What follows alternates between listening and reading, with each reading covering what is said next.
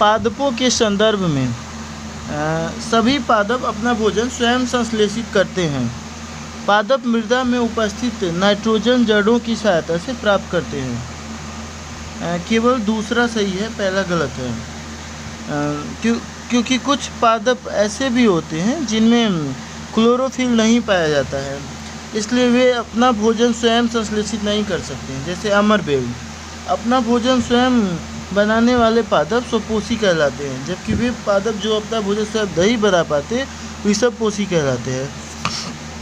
विषमपोषी पादप भोजन के लिए जिन पादपों पर निर्भर होते हैं वे परपोषी पादप कहलाते हैं।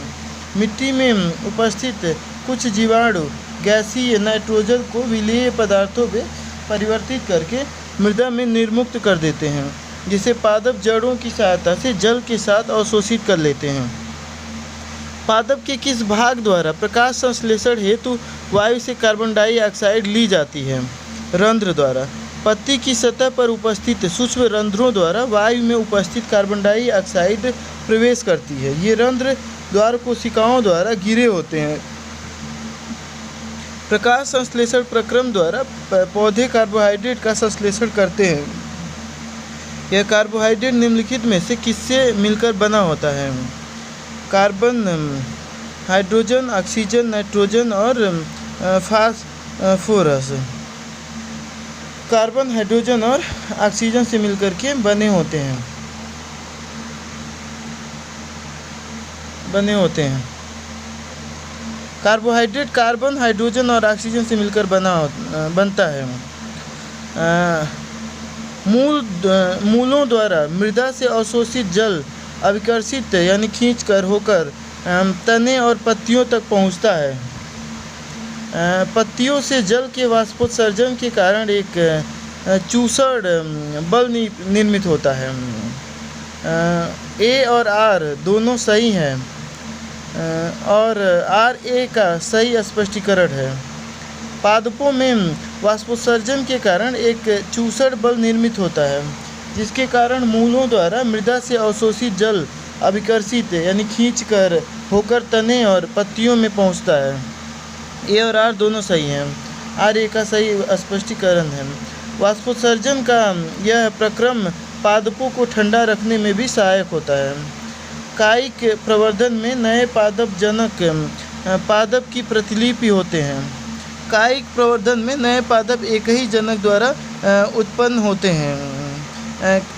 ए और आर दोनों सही है। आर ए का सही स्पष्टीकरण है। कायिक प्रवर्धन में नए पादप जनक पादप की यथार्थ प्रतिलिपि होते हैं, क्योंकि वे एक ही जनक द्वारा उत्पन्न होते हैं। इसके विपरीत लैंगिक जनन द्वारा उत्पन्न होने वाले पादप में माता पिता जनक दोनों के गुण होते हैं। लैंगिक जनन के परिणाम स्वरूप पादप बीज उत्पन्न करते हैं, जबकि कायिक प्रवर्धन में कायिक भागों से सीधे नए पौधे उगाए जाते हैं। एकलिंगी पुष्प के संदर्भ में एकलिंगी पुष्पों में या तो केवल पुंकेसर अथवा केवल स्त्री केसर उपस्थित होते हैं। सरसों, गुलाब और पिटूनिया के पौधे में उगने वाला पुष्प एकलिंगी का उदाहरण है। केवल पहला सही है। ऐसे पुष्प जिनमें या तो केवल पुंकेसर अथवा केवल स्त्री केसर उपस्थित होते हैं एकलिंगी पुष्प कहलाते हैं, जबकि जिन पुष्पों में पुंकेसर और स्त्री केसर दोनों ही होते हैं वे द्विलिंगी पुष्प कहलाते हैं। मक्का, पपीता और ककड़ी या खीरे के पौधे में एकलिंगी पुष्प होते हैं, जबकि सरसों, गुलाब और पिटूनिया के पौधे में उगने वाले पुष्प द्विलिंगी पुष्प का उदाहरण है। पादपों में परागण के संदर्भ में निम्नलिखित कथनों पर विचार कीजिए। परागण के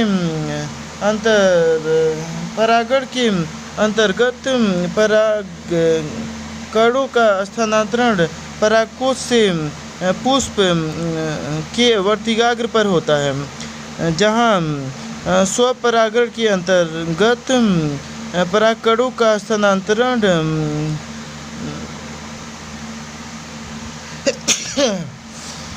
परागण के अंतर्गत परागकणों का स्थानांतरण परागकोश से पुष्प के वर्तिकाग्र पर होता है, जहाँ स्वपरागण के अंतर्गत परागकणों का स्थानांतरण परागकोश से उसी पादप के किसी अन्य पुष्प के वर्तिकाग्र पर होता है। वहीं पर परागण में परागकणों का स्थानांतरण उसी प्रकार के किसी अन्य पादप पुष्प के वर्तिकाग्र पर होता है। केवल पहला सही है। पुष्पों में उपस्थित परागकण हल्के होते हैं जो वायु अथवा जल कीटों द्वारा एक स्थान से दूसरे स्थान तथा एक पुष्प से दूसरे पुष्प पर ले जाए जाते हैं। इन परागकणों का परागकोश से पुष्प के वर्तिकाग्र पर स्थानांतरण परागण कहलाता है। यदि परागकण उसी पुष्प के वर्तिकाग्र पर गिरते हैं तो इसे स्वपरागकण कहते हैं। परंतु जब पुष्प के परागकण उसी पादप के किसी अन्य पुष्प अथवा उसी प्रकार के दूसरे पादप के किसी पुष्प के वर्तिकाग्र पर गिरते हैं तो उसे परपरागण कहते हैं। स्वपोषी जीवों को कार्बन तथा ऊर्जा की आवश्यकताएं प्रकाश संश्लेषण द्वारा पूरी होती है। पौधों द्वारा अप्रयुक्त कार्बोहाइड्रेट उनके द्वारा ग्लाइकोजन के रूप में संचित कर लिया जाता है।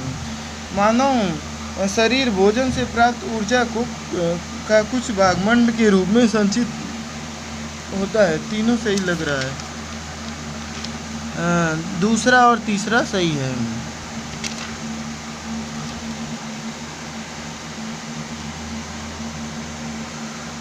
स्वपोषी जीवों की कार्बन तथा ऊर्जा की आवश्यकताएं प्रकाश संश्लेषण द्वारा पूरी होती हैं। पौधों द्वारा अप्रयुक्त कार्बोहाइड्रेट उनके द्वारा मंड के रूप में संचित कर लिया जाता है, जबकि मानव शरीर में भोजन से प्राप्त ऊर्जा का कुछ भाग ग्लाइकोजन के रूप में संचित होता है। प्रकाश संश्लेषण के प्रक्रम में स्वपोषी द्वारा बाहर लिए गए पदार्थों का संचित ऊर्जा के रूप में बदल दिया जाता है। क्लोरोफिल द्वारा प्रकाश ऊर्जा को अवशोषित करना, प्रकाश को रासायनिक ऊर्जा में रूपांतरित करना और जल अणुओं का हाइड्रोजन एवं ऑक्सीजन में अपघटन, कार्बन डाइऑक्साइड का कार्बोहाइड्रेट में अपचयन, तीनों सही है। उपयुक्त सभी कथन सही हैं। प्रकाश संश्लेषण के प्रक्रम में स्वपोषी द्वारा बाहर लिए गए पदार्थों को संचित ऊर्जा के रूप में बदल दिया जाता है।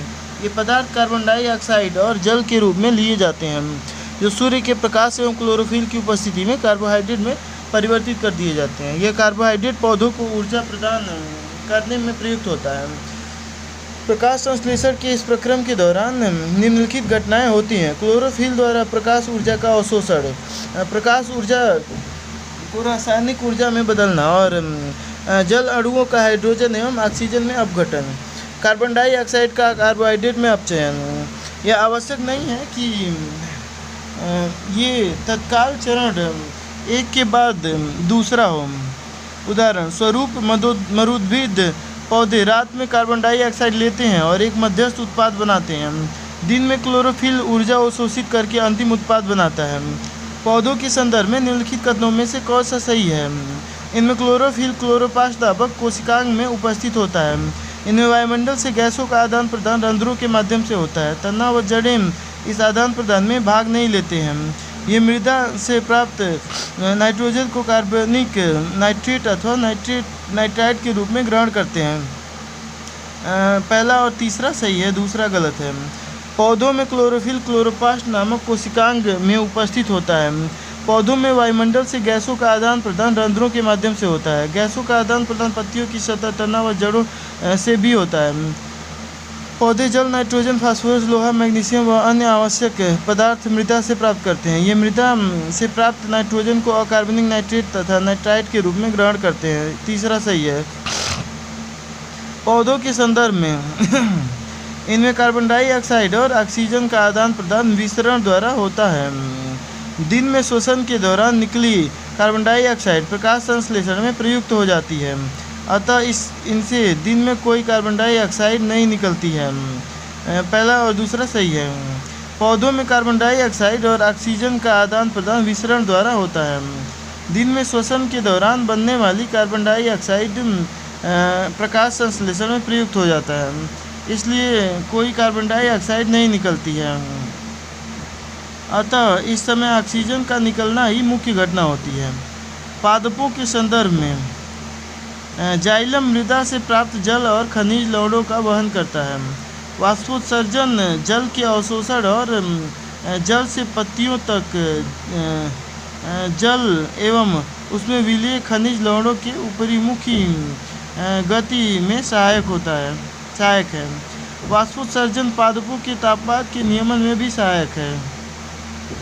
डी सही है। जाइलम मृदा से प्राप्त जल और खनिज लवणों का वहन करता है। वाष्पोत्सर्जन से एक चूसड़ बल उत्पन्न होता है जो जल को जड़ों में उपस्थित जाइलम कोशिकाओं द्वारा खींचता है। तो वाष्पोत्सर्जन जल के अवशोषण और जल से पत्तियों तक जल एवं उसमें विलीय खनिज लवणों की ऊपरीमुखी गति में सहायक है। उल्लेखनीय है कि जल और मृदा के मध्य आयन सांद्रण में अंतर के कारण उत्पन्न दाब से भी जल ऊपर की ओर धकेला जाता है, परंतु यह दाब पादपों की अधिक ऊंचाई के कारण जल को वहां तक पहुंचाने के लिए स्वयं में पर्याप्त नहीं है। इसके लिए पादप वाष्पोत्सर्जन से उत्पन्न चूसड़ अथवा चूसक बल का प्रयोग करते हैं। वाष्पोत्सर्जन पादपों के तापमान के नियमन में भी सहायक है। पादपों के संदर्भ में फ्लोएम प्रकाश संश्लेषण के उत्पादों के साथ अमीनो अम्ल तथा अन्य पदार्थों को पौधों के एक भाग से दूसरे भाग में पहुंचाता है। सही बात है। फ्लोएम में पदार्थों का स्थानांतरण ऊर्जा के उपयोग से पूरा होता है। दोनों सही है। फ्लोएम प्रकाश संश्लेषण के उत्पादों के साथ साथ अमीनो अम्ल तथा अन्य पदार्थों को पौधों के एक भाग से दूसरे भाग में पहुंचाता है। ये पदार्थ विशेष रूप से जल के भंडारण अंगों, फलों, बीजों और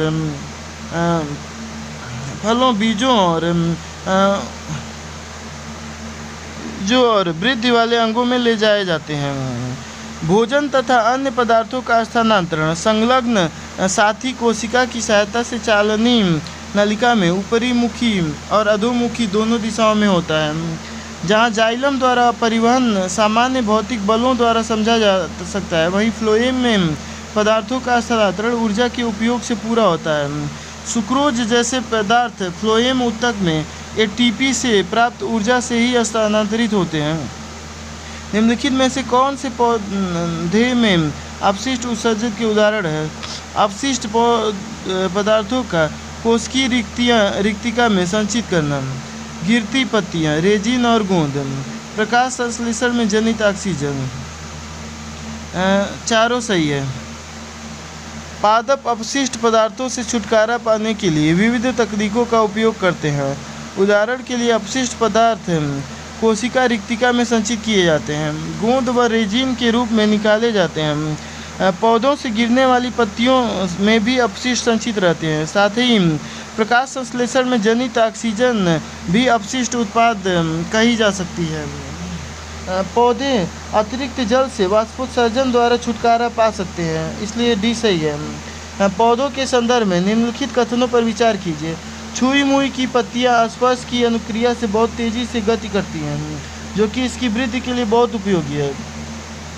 पादप स्पर्श जैसे उद्दीपक की सूचना को एक कोशिका से दूसरी कोशिका के तक संचारित करने के लिए वैद्युत रसायन साधन का उपयोग करते हैं। पादप कोशिकाओं में गति के लिए जंतु पेशी कोशिकाओं की तरह विशिष्टीकृत प्रोटीन होते हैं। दूसरा सही है। छुई मुई की पत्तियां स्पर्श की अनुक्रिया से बहुत तेजी से गति करती हैं, परंतु इस गति से इसकी वृद्धि का कोई संबंध नहीं है। पादप भी स्पर्श जैसे उद्दीपन की सूचना को एक कोशिका से दूसरी कोशिका तक संचारित करने के लिए वैद्युत रसायन साधन का उपयोग करते हैं।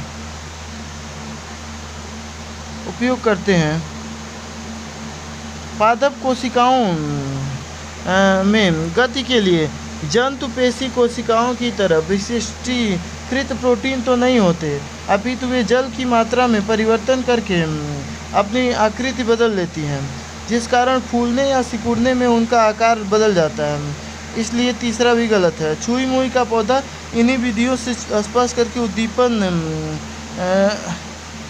के प्रति अनुक्रिया करता है। पादप हार्मोन प्रभाव ऑक्सीन, देखते हैं क्या है इसका। ऑक्सीन का कोशिका विभाजन को प्रेरित करता है।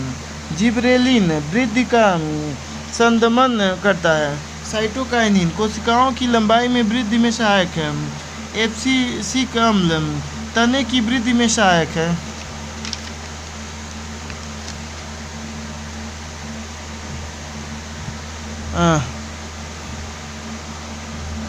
जब वृद्धि करता है पादप प्रकाश के संपर्क में आता है तो ऑक्सीन नामक हार्मोन का संश्लेषण प्ररोह के अग्रभाग में होता है। यह कोशिकाओं की लंबाई में वृद्धि में सहायक है। जब पादप पर एक और प्रकाश आ रहा हो तो ऑक्सीन विसरित होकर प्ररोह के छाया वाले भाग में आ जाता है। प्ररोह के प्रकाश से दूर वाले भाग में ऑक्सीन का सांद्रण कोशिकाओं को लंबाई में वृद्धि के लिए उद्दीपित करता है, अतः पादप प्रकाश की ओर मुड़ता हुआ दिखाई देता है। जिबरेलिन ऑक्सीन की तरह ही पादप हार्मोन है जो तने की वृद्धि में सहायक होता है। साइटोकाइनिन कोशिका विभाजन को प्रेरित करता है। एब्सिसिक अम्ल वृद्धि का संदमन करने वाले हार्मोन का एक उदाहरण है। पत्तियों का मुरझाना इसके प्रभावों में सम्मिलित है। पुनरुद्भवन में किसी जीव के टूटे हुए भाग से नए जीव का विकास होता है जो कि जनन के समान है। हाइड्रा में जनन मुकुलन के माध्यम से होता है। बी यानी कि दूसरा, पुनरुद्भवन में किसी जीव के टूटे हुए भाग से नए जीव का विकास होता है। पुनरुद्भवन जनन के समान नहीं होता क्योंकि प्रत्येक जीव के किसी भी भाग को काटकर सामान्यतः नया जीव नहीं उत्पन्न होता। हाइड्रा में जनन मुकुलन के माध्यम से होता है। इसमें कोशिकाओं के नियमित विभाजन के कारण एक स्थान पर उभार विकसित हो जाता है। यही उभार जो कि मुकुल कहलाता है वृद्धि करता हुआ नन्हे जीव में बदल जाता है। कायिक प्रबंधन के संदर्भ में इसके अंतर्गत कुछ भाग जैसे जड़, तना और पत्तियां उपयुक्त परिस्थितियों में विकसित होकर नया पौधा उत्पन्न करते हैं। इस प्रक्रिया से उगाए गए पौधों में बीज द्वारा उगाए गए पौधों की अपेक्षा पुष्प व फल अधिक समय में लगते हैं। इसी प्रकार से उत्पन्न पौधे आनुवंशिक रूप से जनक पौधे से भिन्न होते हैं। केवल पहला सही है। कायिक प्रवर्धन के अंतर्गत कुछ भाग जैसे जड़, तना और पत्तियां उपयुक्त परिस्थितियों में विकसित होकर नया पौधा उत्पन्न करते हैं। पर्तन, कलम अथवा रोपड़ जैसी कायिक प्रवर्धन की तकनीक का उपयोग कृषि में भी किया जाता है।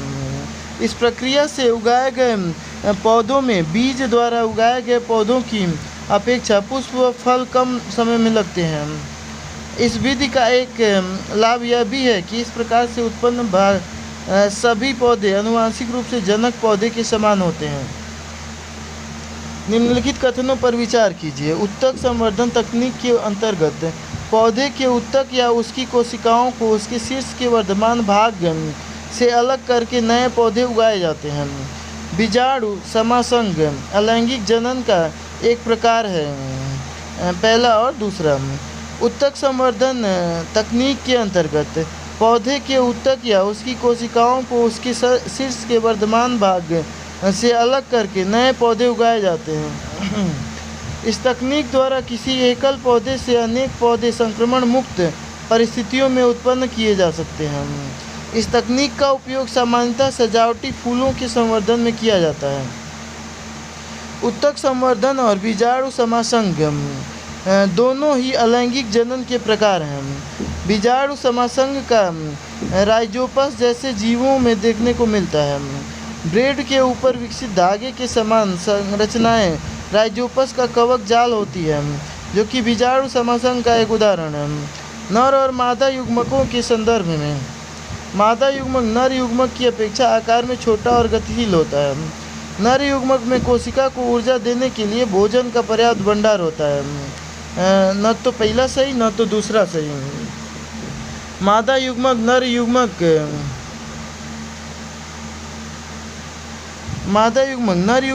की अपेक्षा आकार में बड़ा होता है। इसमें कोशिका को ऊर्जा देने के लिए भोजन का पर्याप्त भंडार होता है।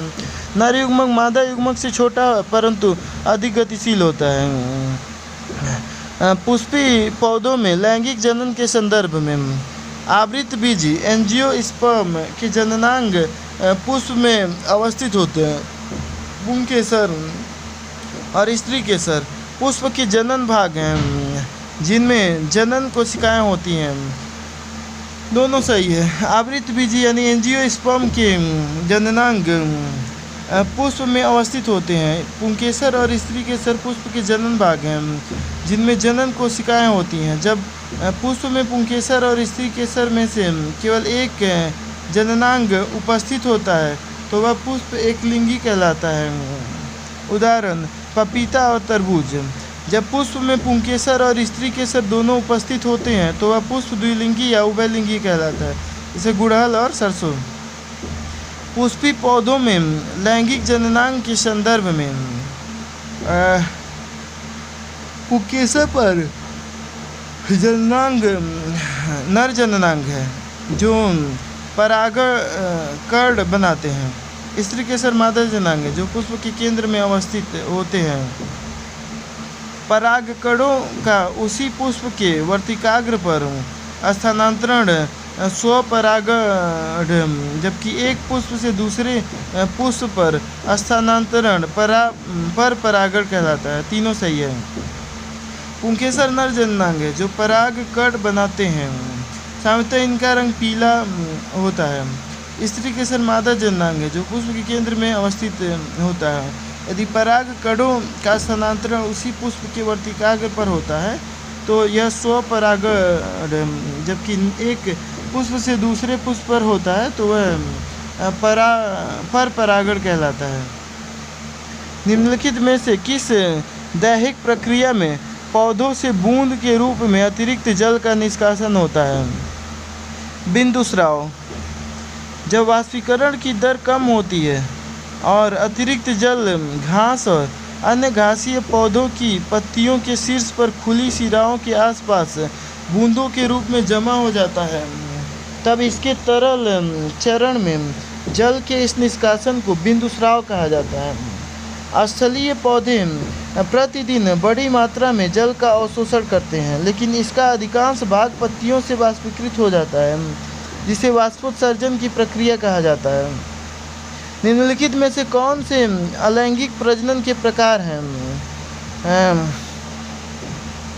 वर्धी प्रजनन, मुकुलन, द्विखंडन, बीजाणु गठन। चारों। यह प्रजनन का एक प्रकार है जिसमें एकल जीव से अन्य जीवों उत्तराधिकारी जीवों की उत्पत्ति होगी और इसमें केवल अपने अभिभावक जीव के ही जीन मौजूद होते हैं। इसके परिणाम स्वरूप जो उत्पाद तैयार होते हैं वे न केवल एक दूसरे के समान होते हैं बल्कि वे अपने अभिभावक जीवों की प्रतिकृति होते हैं, जिसमें युग्मकों का संलयन शामिल नहीं है और गुणसूत्रों की संख्या में भी कभी परिवर्तन नहीं होता है। अलैंगिक प्रजनन केवल एकल कोशिका वाले जीवों और अपेक्षाकृत सरल संरचना वाले पौधों एवं जीवों में सामान्य है। अलैंगिक प्रजनन के प्रकार। वर्धी प्रजनन, तना, पत्तियों और कलियों जैसे वनस्पति भागों से होने वाला अलैंगिक प्रजनन। कुछ पौधों की जड़ें नए पौधों को भी जन्म दे सकती हैं, जैसे शकरकंद और डहेलिया। मुकुलन, जैसे खमीर, कलियों का बनना और पृथक होना। बीजाणु। द्विखंडन, जैसे शैवाल का टुकड़ों में विखंडित होना। बीजाणु गठन, जैसे काई, फर्न। फाइटोट्रॉन एक सुविधा है नियंत्रित परिस्थितियों में पौधे उगाने के लिए।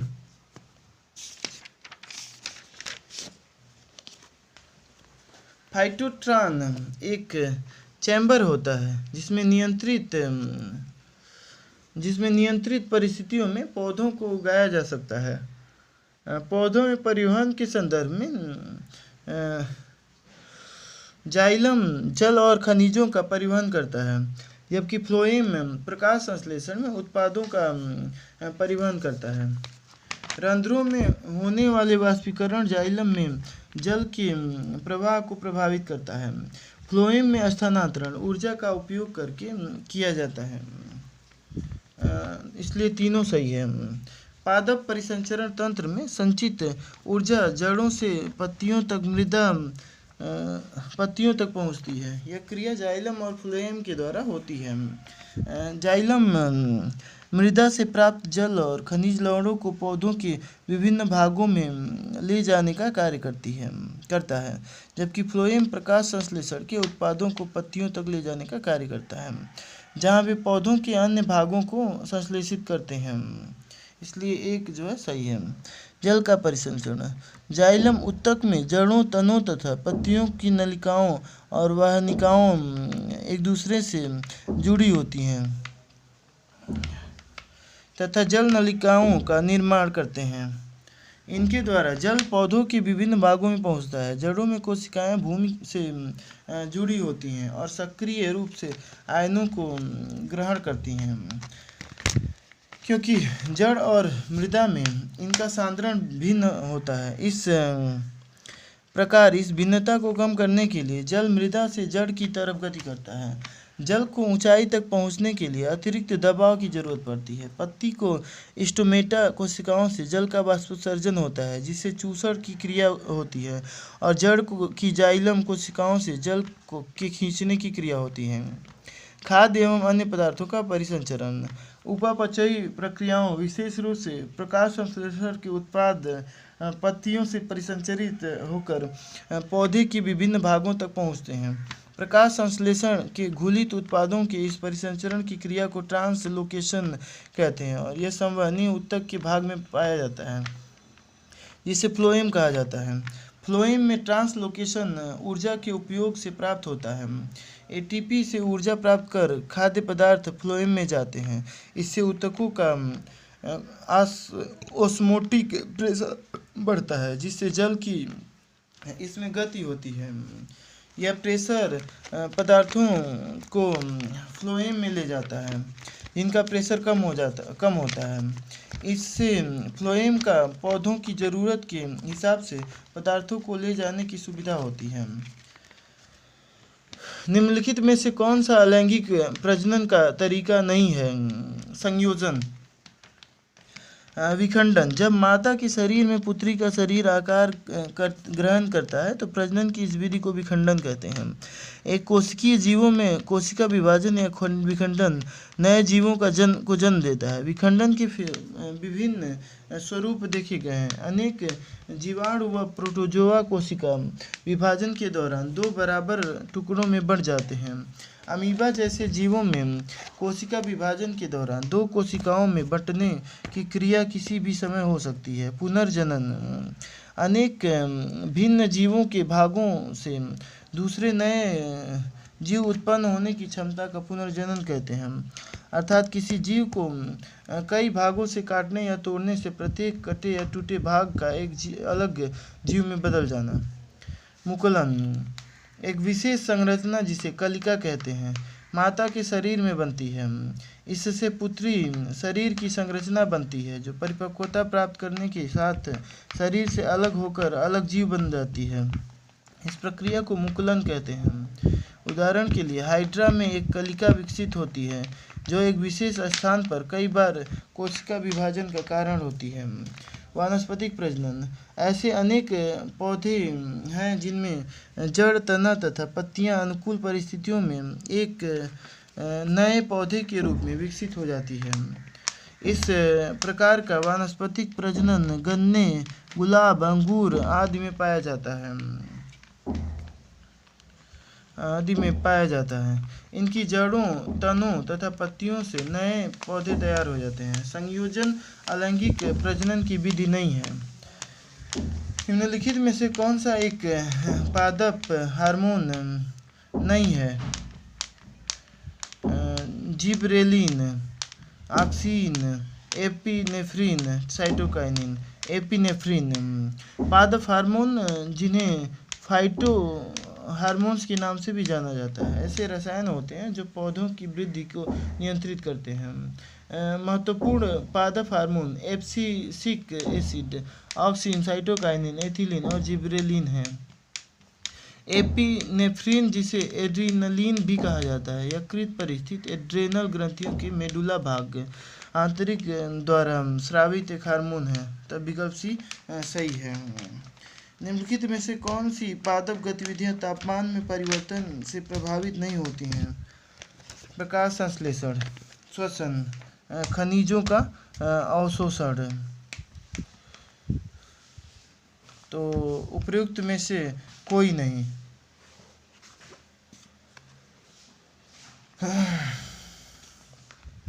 तापमान में परिवर्तन से कई पादप गतिविधियां प्रभावित होती हैं, जिनमें शामिल है प्रकाश संश्लेषण, श्वसन, जल तथा खनिजों का अवशोषण एवं वाष्पीकरण। पादपों में प्रकाश संश्लेषण में प्रयुक्त वर्णक पर्णहरित दो प्रकार का होता है, एक पर्णहरित ए, पर्णहरित बी। प्रकाश के क्रियाशील स्पेक्ट्रम में बैंगनी और लाल भाग में प्रकाश संश्लेषण अत्यधिक होता है। पर्णहरित बी पर्णहरित ए की तुलना में कहीं अधिक तरंगदैर्घ्यों के प्रकाश का अवशोषण करता है। प्रकाश संश्लेषण में केवल पर्णहरित भाग लेता है। तो पहला, दूसरा, तीसरा सही है, चौथा गलत है। प्रकाश संश्लेषण में पर्णहरित के अतिरिक्त अन्य वर्णक भी भाग लेते हैं। ये वर्णक केरोटिनाइड कहलाते हैं। ये लाल, नारंगी और पीले रंग के होते हैं। ये सहायक वर्णक प्रकाश स्पेक्ट्रम के ऐसे अन्य क्षेत्रों में भी प्रकाश प्राप्त करते हैं जिनसे पर्णहरित प्रकाश प्राप्त नहीं कर पाते हैं, इसलिए कथन 4 गलत है। प्रकाश संश्लेषण स्वपोषित पोषण का एक महत्वपूर्ण साधन है। प्रकाश संश्लेषण में जो घटना घटित नहीं होती है वह कार्बन डाइऑक्साइड में ऑक्सीकरण।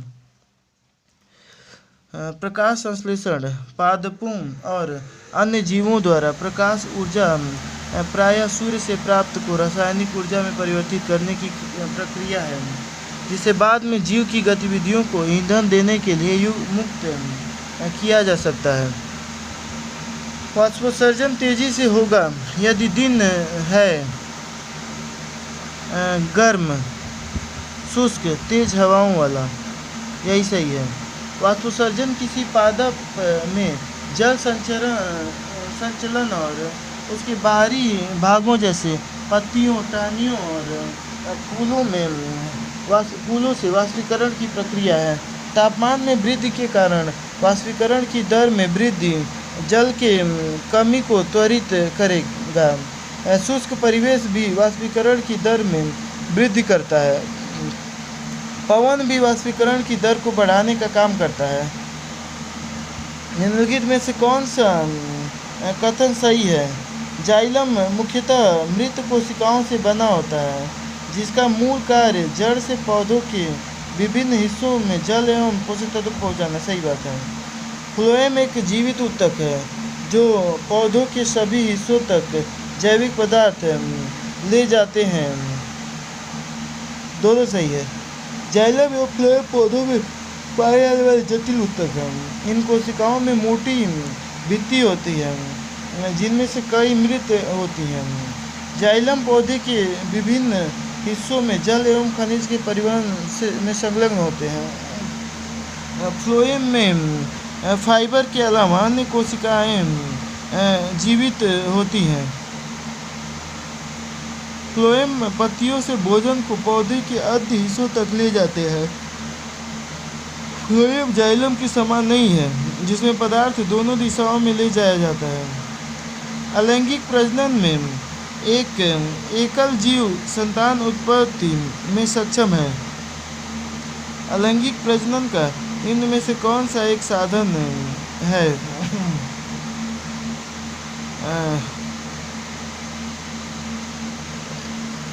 रीजनरेशन, मुकुलन, फीसन और स्पोर फॉर्मेशन, यानी युग्मनज निर्माण और इन विट्रो नहीं है। अलैंगिक प्रजनन की वह अवस्था है जिसमें संतान की उत्पत्ति एकल जीव से होती है और वह पैतृक जीव की आनुवंशिकता ग्रहण करता है। संतति आनुवंशिक रूप से अपने जननकर्ता का प्रतिरूप होता है।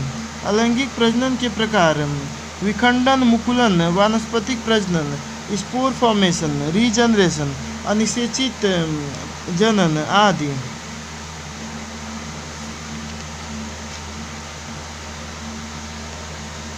तुलसी के संदर्भ में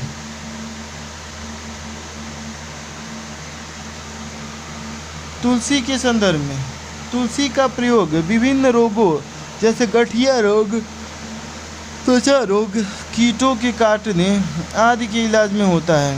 इस पादप के विभिन्न भागों, जड़ों और तने में उपापचयों की उच्चतम सांद्रता पाई गई है, जिनमें औषधीय गुण होते हैं।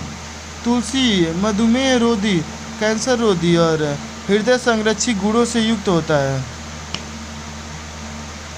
1 और 3 सही है।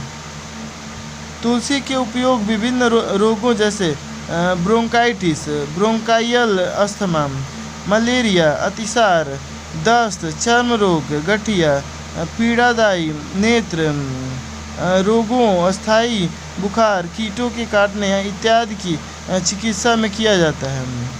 इसमें कैंसर रोधी, मधुमेह रोधी, कवक रोधी, कीटाणु रोधी, यकृत संरक्षी, हृदय संरक्षी, वमन रोधी, अंग ग्रहनाशक, पीड़ाहारी और प्रस्वेदक गुण होते हैं। इस पादप के विभिन्न भागों में से पत्तियों में उपापचयी क्रियाओं की उच्चतम सांद्रता होती है। जड़ और तनों में नाम मात्र की सांद्रता होती है। पादप मूल के भोजन में उपस्थित पोषक रोधी कारक है। Phytochemical, trypsin inhibitor, tannin, antioxidants, phytates. तो दूसरा, तीसरा और 5वां सही है। प्रति पोषक या प्राकृतिक रूप से विषैले कारक पादपों द्वारा संश्लेषित किए जाने वाले द्वितीयक उपापचय कारक होते हैं, जिनका उपयोग शाकाहारी पशुओं, कीटों और अन्य रोगाणुओं के हमले से रक्षा करने तथा विपरीत वृद्धि परिस्थितियों में भी जीवित रह सकने के रक्षा तंत्र के रूप में किया जाता है। मानव भोजन में प्रयुक्त किए जाने वाले लेग्यूम प्रचुर प्रतिपोषकों के उदाहरण हैं। टैनिन प्रोटीन प्रतिपोषक जैसे ट्रिप्सिन इनहिबिटर और लेग्यूम में पाए जाने वाले लैक्टिन, ऑक्जैलिक अम्ल और ऑक्जेलेट, फाइटिक अम्ल और फाइटेट्स, सैपोनिन, मिमोसिन, साइटोनोजेन, ग्लाइकोअल्कलाइड। तो सी वाला जो है सही है। अदरक उदाहरण है रूपांतरित गांठ का, रूपांतरित जड़ का, रूपांतरित तने का, मुख्य जड़ का, तो तने का। कुछ पादपों में विभिन्न क्रियाएं करने के लिए तनों का रूपांतरण होता है। आलू, अदरक, हल्दी, जमीकंद, अरबी के भूमिगत तने खाद्य संग्रहण के लिए रूपांतरित हो जाते हैं। निम्नलिखित में से कौन रूपांतरित पत्ता है? कैक्टस के कांटे, मटर के पौधों में लताएं, दोनों जो है रूपांतरित पत्ता है। प्रकाश संश्लेषण के अलावा अन्य कार्य करने के लिए पत्तियां अक्सर रूपांतरित हो जाती हैं। ये मटर में ऊपर की ओर चढ़ने के लिए लताओं में रूपांतरित हो जाती हैं, या कैक्टस में अपनी रक्षा के लिए कांटों में रूपांतरित हो जाती हैं। अतः सी सही है। प्याज और लहसुन की मांसल पत्तियां भोजन का संग्रहण करती हैं। कुछ पादपों जैसे ऑस्ट्रेलियाई एकेसियस में पत्तियां छोटी और लघुजीवी होती हैं। निम्नलिखित में से कौन सा वर्णक प्रकाश संश्लेषण में सहायक होता है? चारों, chlorophyll A, chlorophyll B, xanthophyll और कैरोटीनायड्स। चारों प्रकाश को अवशोषित करने के लिए क्लोरोफिल ए प्रथम उत्तरदायी वर्णक है। क्लोरोफिल बी, जेंथोफिल और कैरोटीनायड्स, जिन्हें सहायक वर्णक कहते हैं, प्रकाश का अवशोषण करते हैं और क्लोरोफिल ए को ऊर्जा हस्तांतरित करते हैं। कौन सही है? कीटभक्षी पादप प्रायः अल्प पोषण वाली मृदा में पाए जाते हैं। कुछ कीटभक्षी पादपों में चिकित्सीय गुण होते हैं। दोनों सही है। मृदा पोषक तत्वों की कमी को पूरा करने के लिए कीटभक्षी पौधे कीड़ों का भक्षण करते हैं। कुछ कीटभक्षी पौधों का प्रयोग मूत्रीय रोगों, फोड़ों और घावों की पट्टी में होता है। निम्नलिखित में से कौन स्तनधारी नहीं है? डुगोंग, फ्लैगोंग, dugong, platypus, anteater, gecko. Gecko विश्व भर में उष्ण जलवायु में पाई जाने वाली छिपकलियाँ हैं। वे 1.6 से 60 सेंटीमीटर 0.64 से 24 इंच तक लंबी होती हैं। ज़्यादातर गेको पलक नहीं झपका सकती, पर वे अपनी आँखों को साफ और नरम रखने के लिए चाटती हैं। उनका एक अस्थायी लेंस होता है जो अंधेरे में ज़्यादा रोशनी आने के लिए फैल जाता है। गेको अपने स्वरोच्चारण में सबसे अलग होती हैं। वे दूसरे गेको से बात करने के लिए चिहुकने जैसी आवाज़ों का इस्तेमाल करती हैं। छिपकलियों में गेको की सबसे ज़्यादा प्रजातियां होती हैं। विश्व भर में इनकी 1500 प्रजातियां हैं। किसी पादप के निम्नलिखित अंगों में से कौन से उसके श्वसन की प्रक्रिया में भाग लेते हैं? जड़, तना, पत्तियां, फल, फूल। सब। किसी पादप में सभी अंग श्वसन करते हैं। प्रत्येक अंग की कोशिकाओं को ऊर्जा उत्पन्न करने के लिए ऑक्सीजन की आवश्यकता होती है। पौधे ऑक्सीजन का उपयोग कर कोशिका में मौजूद ग्लूकोज का कार्बन डाइऑक्साइड एवं जाइलम में विखंडन कर देते हैं। पादपों में परिवहन के संदर्भ में जाइलम पौधों द्वारा तैयार भोजन का पत्तियों से उनके विभिन्न भागों में परिवहन करता है। फ्लोएम जल एवं घुलनशील लवणों का जड़ों से पत्तियों की ओर परिवहन करता है। तो इसमें कोई नहीं सही है, न डी, न 1, न 2। पादपों में पदार्थों का परिवहन दो प्रकार का होता है। पहला, जड़ों द्वारा मिट्टी में अवशोषित जल और खनिज पोषकों को तना और पत्तियों तक पहुंचना, जो जाइलम द्वारा संपन्न होता है। और दूसरा, पत्तियों द्वारा संश्लेषित भोजन को पादप की सभी भागों तक ले जाना, जो फ्लोएम द्वारा संपन्न होता है। अतः दोनों कथनों में से कोई भी सही नहीं है। कायिक प्रवर्धन से संबंधित निम्नलिखित कथनों में से कौन सा सही है? इस प्रक्रिया द्वारा कम समय में ही पादप उगाए जा सकते हैं। इस प्रक्रिया द्वारा उगाए गए पादपों में फल जल्दी आ जाते हैं। इस प्रक्रिया द्वारा उगाए गए पादपों की गुणवत्ता उच्च होती है। इस प्रक्रिया द्वारा उगाए गए पादपों में रोग प्रतिरोधक क्षमता उच्च होती है। पहला और दूसरा सही है, तीसरा चौथा गलत है। कायिक प्रवर्धन पादपों में अलैंगिक जनन का एक प्रकार है, जिसमें पादप के किसी भी अंग द्वारा, जैसे पत्तियां, तना, काली मूल आदि से नया पादप प्राप्त किया जाता है। कायिक प्रवर्धन द्वारा प्राप्त पादप कम समय में उगाते हैं तथा उनमें फूल और फल भी कम अवधि में आ जाते हैं। पादपों को प्रोटीन बनाने के लिए निम्नलिखित में से किस तत्व की अधिक आवश्यकता होती है? नाइट्रोजन। पौधों को प्रोटीन बनाने के लिए नाइट्रोजन की अधिक आवश्यकता होती है। फसल कटाई के बाद मृदा में नाइट्रोजन की कमी हो जाती है। यद्यपि वायु में नाइट्रोजन गैस प्रचुर मात्रा में उपलब्ध होती है, परंतु पादप इसका उपयोग उस प्रकार से करने में असमर्थ होता है जैसे कि वे कार्बन डाइऑक्साइड का उपयोग करते हैं। पौधे नाइट्रोजन को विलेय रूप में ही अवशोषित कर सकते हैं। जल, कार्बन डाइऑक्साइड, खनिज, ऑक्सीजन, क्लोरोफिल, नाइट्रोजन, प्रकाश। कौन सा तत्व पादप के लिए अपना भोजन बनाने हेतु आवश्यक है?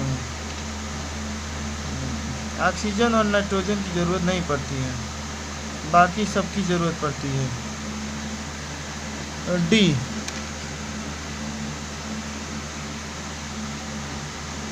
चौथे की सिर्फ ऑक्सीजन की जरूरत नहीं पड़ती है, बाकी सबकी जरूरत पड़ती है। पादप प्रकाश संश्लेषण की प्रक्रिया द्वारा अपना भोजन स्वयं बनाते हैं। इस प्रक्रिया के लिए इन्हें जल, कार्बन डाइऑक्साइड, खनिज, प्रकाश और क्लोरोफिल की आवश्यकता होती है। क्लोरोफिल पत्तियों में पाया जाने वाला एक हरा वर्णक है जो सूर्य प्रकाश से ऊर्जा का संग्रहण करने में सहायता करता है। सूर्य प्रकाश की उपस्थिति में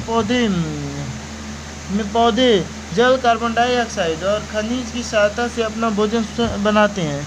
कुछ पौधों में नाइट्रोजन भी भोजन के लिए प्रयुक्त होती है। ऐसे पौधे कीटभक्षी पौधा कहलाते हैं। इस प्रक्रिया के प्रत्युत्पाद के रूप में ग्लूकोज, ऑक्सीजन तथा जल प्राप्त होता है। पौधों में पोषण के संदर्भ में कुछ पौधे अपने पोषण के लिए अन्य पादपों द्वारा निर्मित खाद्य पर निर्भर होते हैं। अन्य पौधों द्वारा निर्मित खाद्य पदार्थों पर निर्भर रहने वाले पौधे विषमपोषी पादप कहलाते हैं। घटपर्डी एक परपोषी पौधा है। पहला और दूसरा सही, तीसरा गलत है। कुछ पौधे अपने पोषण के लिए अन्य पादपों द्वारा निर्मित खाद्य पदार्थों पर निर्भर होते हैं। वे विषमपोषी प्रणाली का उपयोग करते हैं। अमरबेल इसी प्रकार का पौधा है। इसमें क्लोरोफिल नहीं होता है। यह अपना भोजन उस पादप से प्राप्त करता है जिस पर यह आरोहित होता है। अतः इन्हें परजीवी पादप कहते हैं। आंशिक रूप से विषमपोषी घटपर्डी एक कीटभक्षी पादप है। अतः कथन 1 सही है, जबकि कथन 2 व 3 गलत है। पौधों में पाए जाने वाले खनिज तत्व, कमी को दर्शाने वाले लक्षण। बोरान, पुष्पन एवं कोशिका विभाजन में कमी। मॉलिब्डेनम, वृद्धि दर में कमी। फास्फोरस, पत्तियों के किनारों का पीला अथवा भूरा हो जाना। पहला और दूसरा सही है, तीसरा गलत है। पौधों में बोरान की कमी से पुष्पन में कमी, कोशिका विभाजन में कमी, जड़ों के विकास में कमी, लेग्यूमिनस पौधों की गुत्तिकाओं में कमी आदि लक्षण प्रकट होते हैं। मॉलिब्डेनम की कमी से पौधों की वृद्धि दर में कमी हो जाती है। फास्फोरस की कमी से पौधों में मुख्यतः जड़ों को स्तंभित वृद्धि प्रभावित होती है। पौधों की पत्तियों के किनारों का पीला अथवा भूरा हो जाना तथा समय से पहले पौधे का मर जाना, उनमें सोडियम तथा पोटेशियम की कमी के लक्षण होते हैं। निम्नलिखित में से कौन सा पौधे में जाइलम उत्तक का मुख्य कार्य है? जल एवं खनिज लवणों का संगमन, यांत्रिक दृढ़ता प्रदान करना। जाइलम को प्रायः काष्ठ भी कहा जाता है। यह जड़ों, तनों तथा पत्तियों में और वाहिनी फूलों में स्थित होता है। यह संवहनी उत्तक है। इसके 2 मुख्य कार्य हैं: जल एवं खनिज लवणों का संवहन, यांत्रिक दृढ़ता प्रदान करना। इसलिए 2, 1 और 2 सही है। इसमें 4 प्रकार की कोशिकाएं पाई जाती हैं: वाहिनिकाएं, वाहिकाएं, काष्ठ मृदुतक, काष्ठ तंतु, भोजन संचय करना। जाइलम मृदुतक का कार्य है, जबकि भोजन संवहन का कार्य फ्लोएम मृदुतक करता है। निम्नलिखित में से कौन सा पादप हार्मोन है? साइटोकाइनिन। साइटोकाइनिन एक पादप हार्मोन है। यह हार्मोन बीजों के अंकुरण को प्रेरित करता है। इंसुलिन, थायरोक्सिन तथा एस्ट्रोजन जंतु हार्मोन है। इंसुलिन का स्राव अग्नाशय में लैंगरहेंस की कोशिकाओं द्वारा होता है। यह कार्बोहाइड्रेट उपापचय के लिए अत्यधिक महत्वपूर्ण है। इंसुलिन के अल्प श्रवण से मधुमेह या डायबिटीज नामक रोग होता है, जबकि अतिश्रवण से हाइपोग्लाइसीमिया नामक रोग हो जाता है। थायरोक्सिन हार्मोन का स्राव ऑटो ग्रंथि द्वारा होता है। थायरोक्सिन हार्मोन कोशिकीय श्वसन की गति को तीव्र करता है। यह शरीर की सामान्य वृद्धि, मुख्यतः हड्डियों, बाल इत्यादि के विकास के लिए अनिवार्य है। एस्ट्रोजन एक एस्टेरॉइड है। एस्ट्रोजन यौवनावस्था में यौन लक्षणों जैसे गर्भाशय हार्मोन, यौन स्तनों आदि के विकास को प्रेरित करता है। निम्नलिखित में से कौन सा पदार्थ वृक्ष से प्राप्त किया जाता है? हिंग।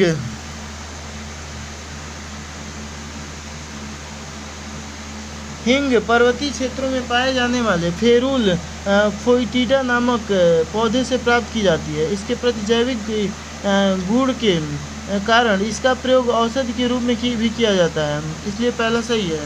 नाइट्रोजन स्थिरीकरण जीवाणु किस पौधे की जड़ के साथ संयोजन करते हैं? दालें।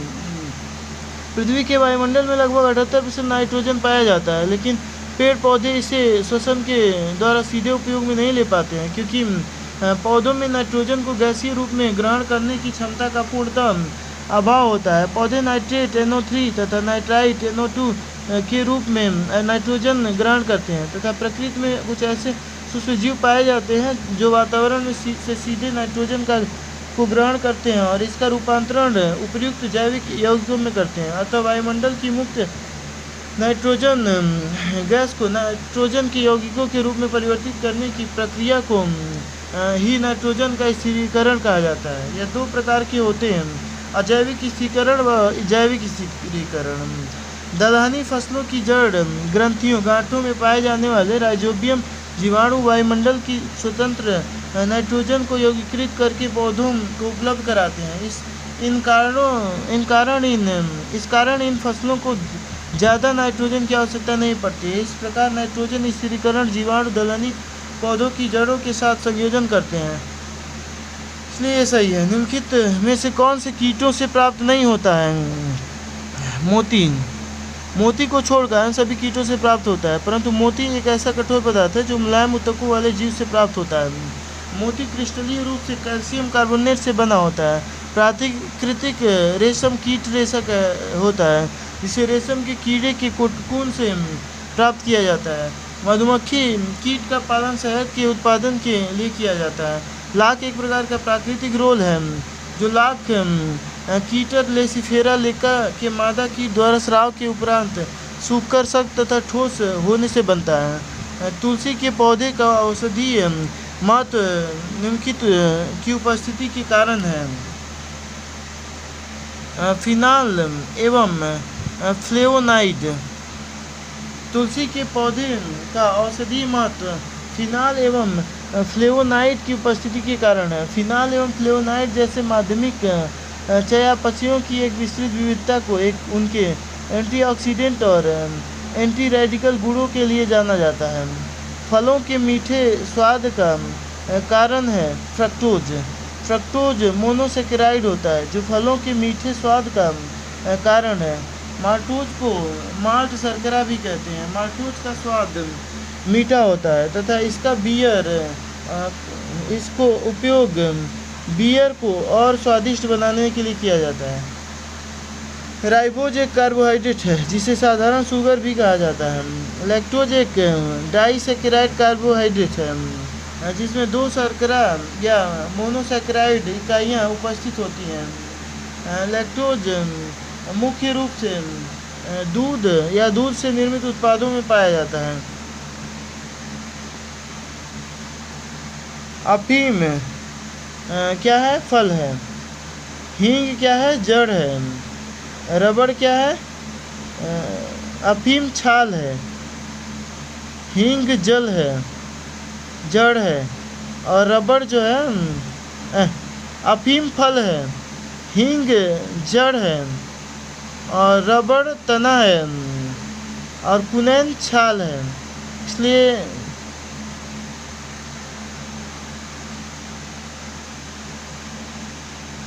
इसलिए बी सही है। कुनैन सिंकोना पौधे की छाल से, रबर कुछ पेड़ों से, झाड़ियों से निकलने वाले लैक्टेस एक तरल पदार्थ जिसके सूखने पर रबर बनता है से। हींग फेरूल फोरिडा प्रजाति के पौधों की जड़ों से प्राप्त होता है तथा अफीम पैपेवर सोननिफेरस नामक पौधे के दूध को सुखाकर बनाया गया पदार्थ है। जिस रूप में पौधे नाइट्रोजन प्राप्त करते हैं वह है नाइट्रेट।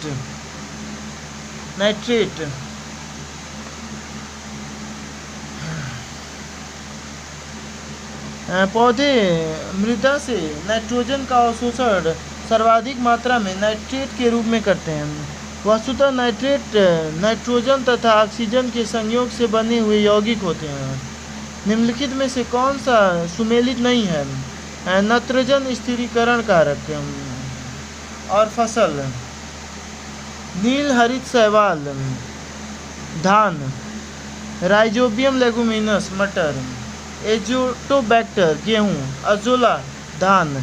अजोला मक्का की फसल में नाइट्रोजन स्थिरीकरण कारक के रूप प्रयुक्त नहीं होता। अजोला एक जलीय फल है जो शैवाल के सदृश है। इसका प्रयोग धान की फसल में जैविक उर्वरक के रूप में किया जाता है। मिर्च की तीक्ष्णता का कारण है कैप्सेइन की उपस्थिति। कैप्सेइन की उपस्थिति के कारण मिर्च में तीक्ष्णता होती है। लाइकोपीन की उपस्थिति के कारण टमाटर का रंग लाल होता है। कैरोटीन की उपस्थिति के कारण गाय के दूध का रंग हल्का पीला तथा एंथोसायनिन की उपस्थिति के कारण प्याज का रंग लाल तथा गुलाबी होता है। प्याजों के छिलके उतारने पर आंसू आते हैं क्योंकि प्याज निष्कासित करता है अमोनिया सल्फेनिक अम्ल। प्याज को काटते समय इसमें उपस्थित लेक्राइमेंट्री फैक्टर सिंथेसिस नामक एंजाइम निकलता है। ये एंजाइम प्याज के अमीनो अम्ल को सल्फेनिक अम्ल में बदल देता है और साथ ही सल्फेनिक अम्ल साइन प्रोपेथियल एस ऑक्साइड में बदल जाता है। जब साइन प्रोपेथियल एस ऑक्साइड हमारी आँखों के संपर्क में आता है तो हमारी आँखों की लेक्राइमल ग्रंथि में परेशानी होती है। इससे आँखों में जलन व आंसू आने लगते हैं। पेड़ पौधों में जाइलम मुख्यतः जिम्मेदार है जल वहन के लिए। जाइलम या दारू पौधों का जटिल ऊतक है जो पौधों में जल वहन व खनिज लवणों को पत्तियों तक पहुंचाता है तथा यांत्रिक सहारा प्रदान करता है। फ्लोएम पौधों की पत्तियों द्वारा तैयार विभिन्न भोज्य पदार्थ जैसे शर्करा, कार्बनिक यौगिक आदि की विभिन्न भागों तक पहुंचाता है। बासमती चावल के दाने पकाने में पर लंबे हो जाते हैं क्योंकि उसमें बाहुल्य है एमाइलेज का। एमाइलोज एक रैखिक बहुलक के रूप में जाना जाता है। लंबे अनाज वाले चावल उदाहरण के लिए बासमती और जैस्मिन चावल में उच्च मात्रा में एमाइलोज पाया जाता है। कुनैन सिनकोना पादप के किस भाग में प्राकृतिक रूप से पाई जाती है? जड़ छाल से। कुनैन सिनकोना पादप की छाल से प्राप्त किया जाता है। कुनैन मलेरिया के उपचार के लिए प्रयोग किया जाता है। लौंग है सूखे फल। लौंग उष्ण कटिबंधीय सदाबहार वृक्ष के सूखे फूल की कली है। सूखे फूल है। लौंग का उत्पादन विश्व में सर्वाधिक इंडोनेशिया में होता है। भारत में वित्तीय वर्ष 2018 में लौंग का सर्वाधिक उत्पादन करने वाला राज्य तमिलनाडु रहा है। निम्नलिखित में से कौन सा तना है? अदरक तना है। अदरक एक प्रकार का भूमिगत तना है जिसका संबंध झिंगीबेरासिए परिवार से है। सूर्य के प्रकाश के अदृश्य भाग से प्रकाश संश्लेषण किया जाता है कुछ बैक्टीरिया द्वारा। सूर्य के प्रकाश के अदृश्य भाग से प्रकाश संश्लेषण कुछ बैक्टीरिया द्वारा किया जाता है।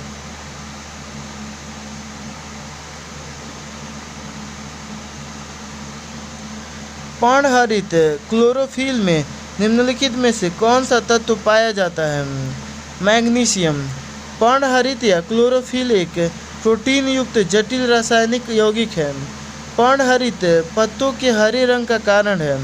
यह प्रकाश संश्लेषण का मुख्य वर्णक है। इसका गठन कार्बन, ऑक्सीजन, नाइट्रोजन व मैग्नीशियम तत्वों से होता है। कैफीन क्षारब उपस्थित रहता है चाय और कॉफ़ी दोनों में।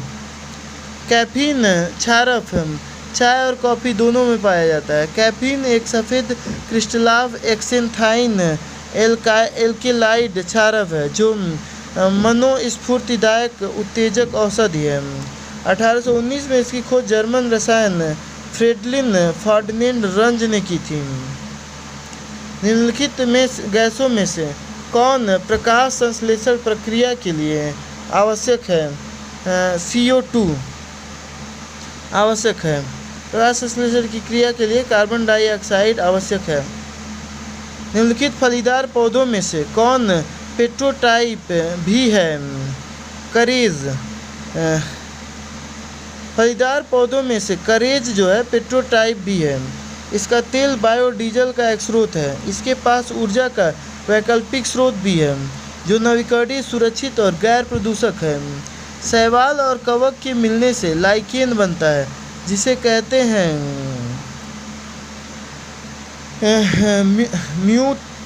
म्यूट्यूअलिज्म।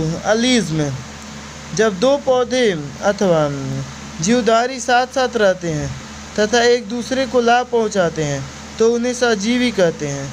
सहजीविता के दो उदाहरण हैं। लाइकेन के शरीर का निर्माण शैवाल तथा कवक के द्वारा होता है, इसलिए बी सही है। सौर ऊर्जा एटीपी में बदलती है। माइटोकॉन्ड्रिया में क्लोरोप्लास्ट एक पादप कोशिकांग है जिसमें क्लोरोफिल नामक प्रोटीन युक्त जटिल रासायनिक यौगिक पाया जाता है। क्लोरोप्लास्ट में सौर ऊर्जा एटीपी में बदलती है, इसलिए जो है बी सही है।